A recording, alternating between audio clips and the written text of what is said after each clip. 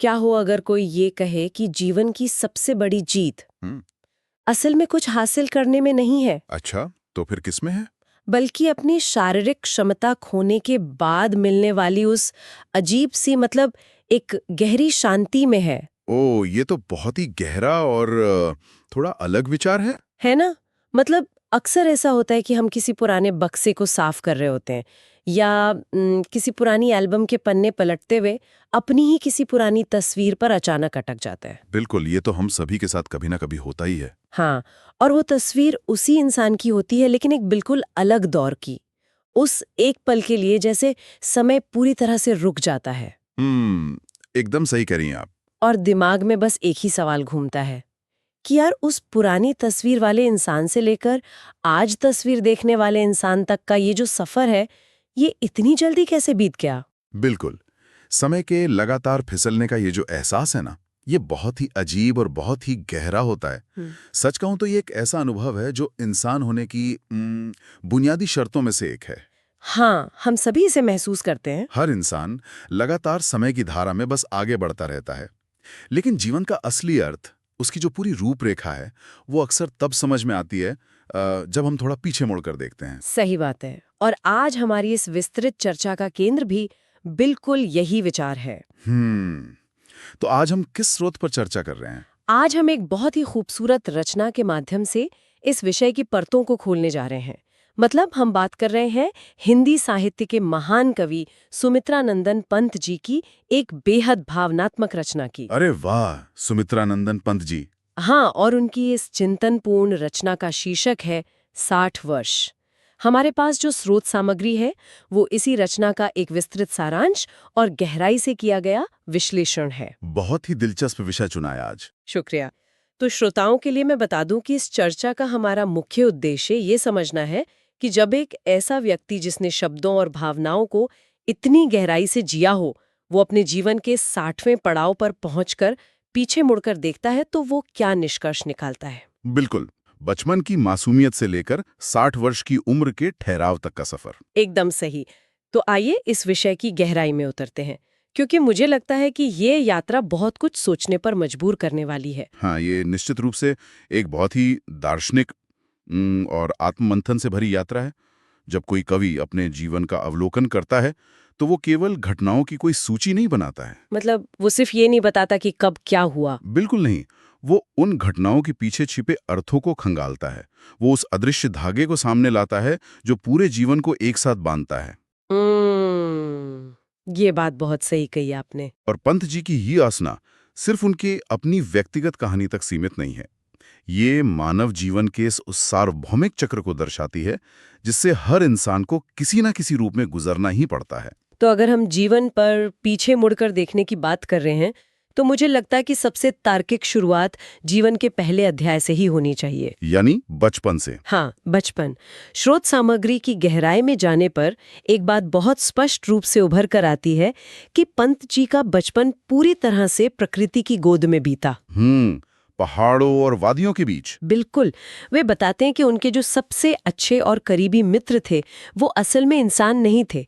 उनके मित्र थे पेड़, पौधे, विशाल पहाड़ और बहती हुई नदियां। क्या बात है! वे उस समय के जीवन को पूरी तरह से सरल और निष्कलंक बताते हैं। बिना किसी दाग या खोट के एक शुद्ध आनंद से भरा हुआ। हाँ, इसे ही हम असली मासूमियत कह सकते हैं। सच कहूं तो अब मैं इसे थोड़ा और गहराई से समझने की कोशिश करूं तो बचपन एक बहुत ही सुरक्षित बुलबुले की तरह लगता है। एक ऐसा बुलबुला जहां बाहरी दुनिया की जटिलताएं प्रवेश ही नहीं कर सकती। ये बुलबुले वाली तुलना बहुत सटीक है। और यहाँ सबसे दिलचस्प बात यह है कि उस बुलबुले को इतना सुरक्षित और पारदर्शी किसने बनाया? प्रकृति ने। बिल्कुल, पंत जी के मामले में ये प्रकृति ही थी।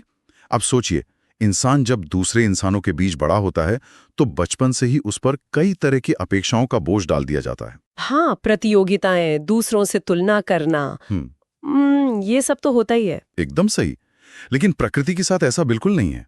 जब एक बच्चा पेड़ों, पहाड़ों और नदियों को अपना दोस्त मानता है तो वो एक ऐसे रिश्ते में होता है जहां कोई शर्त नहीं होती। नदियां ये तो नहीं पूछती कि परीक्षा में कितने अंक आए। हाँ, बिल्कुल नहीं।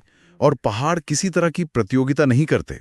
प्रकृति के पास कोई अहंकार नहीं है और इसीलिए प्रकृति के सानिध्य में पलने वाला बच्चा भी अहंकार से दूर बिल्कुल निष्कलंक रहता है। ये बात मुझे एक बहुत ही अलग दिशा में सोचने पर मजबूर कर रही है।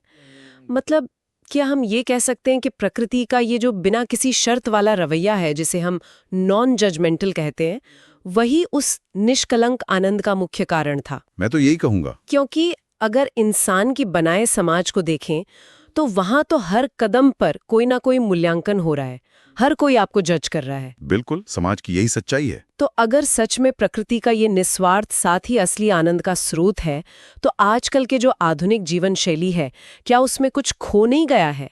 आज का बच्चा कंक्रीट की दीवारों, गैजेट्स और स्क्रीन्स के बीच सिमट गया है। ये आज के समय का सबसे ज्वलंत सवाल है। तो क्या वो असली बिना शर्त वाला आनंद कहीं हमेशा के लिए खो गया है? देखिए, प्रकृति केवल एक सुंदर बैकग्राउंड नहीं है जिसमें बच्चा खेलता है।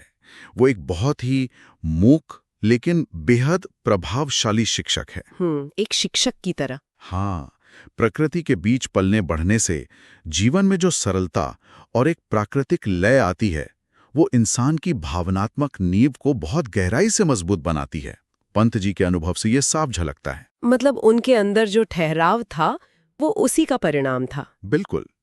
आधुनिक जीवन शैली में जहां सब कुछ बहुत तेज, कृत्रिम और सिर्फ नतीजों पर आधारित हो गया है, वो निष्कलंक आनंद इसलिए गायब होता जा रहा है क्योंकि इंसानों ने उस प्राकृतिक लय से अपना नाता ही तोड़ लिया है। सच में आज का बचपन अपनी गति खुद तय नहीं करता। सही कहा, वो समाज की तय की हुई गति पर भागने को मजबूर है। लेकिन बचपन का वो बुलबुला हमेशा के लिए तो नहीं रह सकता है ना? हाँ, समय तो आगे बढ़ता ही है। बिल्कुल, उम्र बढ़ती है, समय आगे खिसकता है, और उस निश्चिंत सरलता से निकलकर इंसान जीवन के उस दौर में प्रवेश करता है जहां चीजें अचानक बहुत जटिल होने लगती हैं। यानी युवावस्था। हाँ, युवावस्था।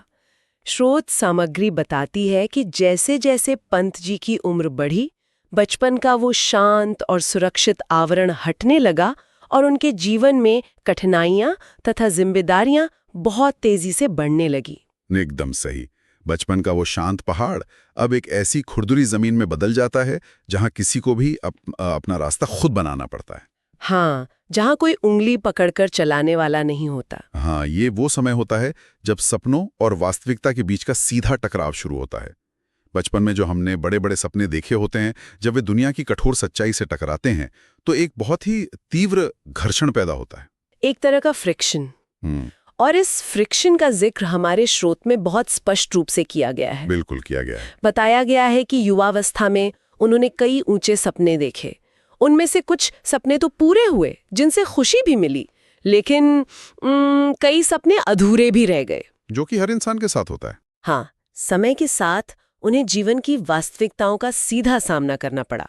सुख और दुख, हार और जीत, इन सभी चीजों का बहुत करीब से अनुभव हुआ। और यही वो दौर है जो इंसान को सबसे ज्यादा बदलता है। तो अब यहाँ पर मेरे मन में एक बहुत बड़ा सवाल उठ रहा है। पूछिए। शायद ये थोड़ा विरोधाभासी लगे। अक्सर दार्शनिक या कवि कहते हैं कि सपनों का टूटना या हार का सामना करना इंसान को अंदर से मजबूत बनाता है, उसे निखारता है। ऐसा कहा तो जाता है। लेकिन वास्तविक जीवन में क्या ऐसा हमेशा होता है? मतलब जब लगातार हार का सामना करना पड़े या जब जीवन के सबसे प्यारे सपने अधूरे रह जाएं, तो क्या वो इंसान को अंदर से कड़वा नहीं बना देता? बहुत ही वाजिब सवाल है ना? ये निराशा जीवन पर हावी भी तो हो सकती है, इंसान टूट भी तो सकता है। तो पंत जी के अनुभव में ऐसा क्या लग था कि इस संघर्ष ने उन्हें कड़वाहट के बजाय समझदारी की तरफ धकेला? देखिए, ये द्वंद्व बहुत ही वास्तविक है। जाहिर सी बात है कि जब सपने टूटते हैं तो वो बहुत दर्दनाक होता है। कई बार ये इंसान को सच में तोड़कर रख देता है और अंदर कड़वाहट भर देता है। बिल्कुल, मैंने कई लोगों को ऐसे कड़वा होते देखा है। लेकिन यही वो बिंदु है जहां इंसान का अपना चुनाव मायने रखता है। कैसा चुनाव? पंत जी के अवलोकन से जो बात उभर कर आती है वो ये है कि युवावस्था का ये दौर एक भट्टी की तरह है। एक भट्टी? हाँ, जब कोई धातु भट्टी में तपती है तो वो पिघलती जरूर है, उसे तकलीफ होती है, लेकिन उसी दर्दनाक प्रक्रिया में उसकी सारी अशुद्धियां जलकर खाक हो जाती हैं। ओह, मैं समझ रही हूँ। पंत जी ने इस बात को गहराई से समझा कि जीवन में जो भी मिला, चाहे वो सफलता हो या कोई भयानक असफलता, वो सब एक तरह का कच्चा माल था, एक रॉ मटेरियल, जिससे उनकी समझ और विकसित हुई। मतलब उन अधूरे सपनों और असफलताओं ने महज दर्द नहीं दिया, बल्कि एक नई दिशा भी दी, एक तरह का मार्गदर्शन किया। आप देखिए, जो सपने पूरे हो जाते हैं वे अक्सर इंसान के अहंकार को बढ़ाते हैं। हाँ, इंसान सोचने लगता है कि वो कुछ भी कर सकता है। बिल्कुल।